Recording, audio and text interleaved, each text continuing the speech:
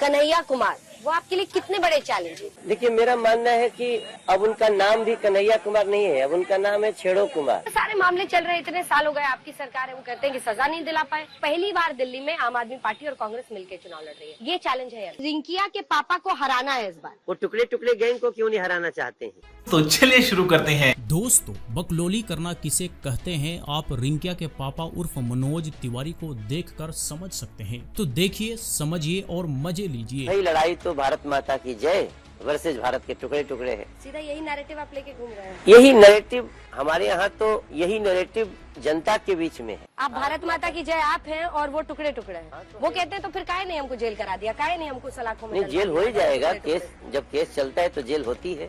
कन्हैया कुमार, वो आपके लिए कितने बड़े चैलेंज है? क्योंकि जेएनयू से निकले, एक पूरे देश ने उनको जाना, उनके भाषण वायरल हुए। देखिए, मेरा मानना है कि अब उनका नाम भी कन्हैया कुमार नहीं है, अब उनका नाम है छेड़ो कुमार। लड़कियों को छेड़ते हैं, ये सब भारत के टुकड़े करने के नारों के अलावे ये कहने वाले। अब उनका अगला, भारत की सेना को गाली देना भी उन्हीं ने किया। लड़कियों को छेड़ने के लिए बहन बेटियों को उनको 3000 का जुर्माना है।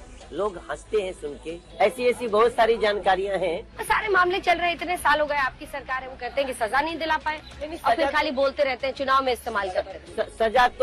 सजा तो देखो मिलेगी। वाह, भारत माता की जय वर्सेस टुकड़े टुकड़े। पर असल मायने में टुकड़े टुकड़े कौन है ये पूरे देश को पता है। कौन देश को धर्म और जातियों में बांटना चाहता है, नफरत समाज में घोलना चाहता है, ये भी पूरे देश को पता है। तो ऐसी बकलोली करने से कोई वोट तो नहीं, लेकिन चुनाव में चोट जरूर दे जाएगा। वैसे अंजना ने सवाल बहुत सही पूछा कि वो टुकड़े टुकड़े है तो कार्रवाई क्यों नहीं हो रही। तो इस पर भी इसकी सिर्फ और सिर्फ बकलोली ही बकलोली कि जब केस चलता है तो जेल होती है। वाह जी वाह, क्या अद्भुत ज्ञान है। पर कोई इसे ये भी बताए कि केस फर्जी भी चलता है। खैर, अंजना ने जब जब कन्हैया कुमार का नाम लिया तब तब ये खिसियानी बिल्ली बन गया और उल जुलूल बातें करने लगा और तोते की तरह रिपीट करता रहा कि वो टुकड़े टुकड़े, देश को तोड़ने वाला, वो छेड़ू है, लड़कियों को छेड़ता है, वगैरह वगैरह। मतलब कुछ भी। ऐसे ही नहीं, पूरा देश इसे सीरियसली नहीं लेता और इसका मजाक बनता रहता है।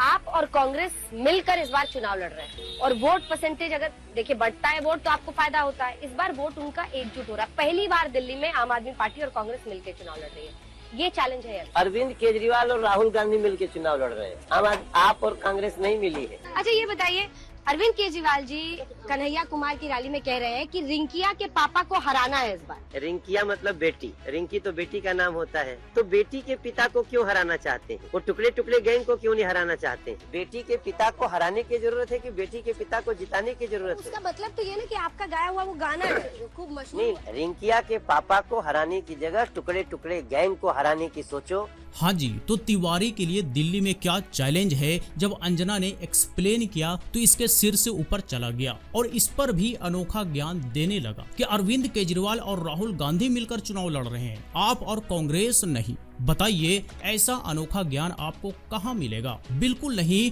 तो जितना हो सके इसके फेंके हुए अनोखे ज्ञान को लपेटते जाइए। खैर, अंजना ने जब रिंकिया के पापा पर सवाल पूछा तो इस पर भी इसका अनोखा ज्ञान आपने देखा। खैर, जो भी हो, मनोज तिवारी पहले भी गानों से लोगों का मनोरंजन किया करते थे और आजकल अपने उल जुलूल बयानबाजी से लोगों का मनोरंजन कर रहे हैं। फर्क सिर्फ इतना है कि तब वो प्रोफेशनल थे और आज अनप्रोफेशनल। सही है, इसी तरह का मनोरंजन होता रहना चाहिए, पर ध्यान रहे कि कभी अचानक से कन्हैया से डिबेट ना कर बैठे, नहीं तो कहीं मुंह दिखाने लायक नहीं रहेगा बेचारा। पर ये गाना तो आप ही का था ना, जिस गाने को लेकर वो लोग बार बार इशू बना रहे हैं। तो गाना आपका, सारा गाना निकालते हैं वो लोग, पूरे खुदाई में निकलते हैं आपके गाने और फिर टारगेट। अब देखिए, हमें 10 साल से काम कर रहा हूँ, 14,600 करोड़ का काम किया हूँ। मेरे ऊपर घोटाले का आरोप क्यों नहीं लगा? माँ बेटा क्यों कह रही है?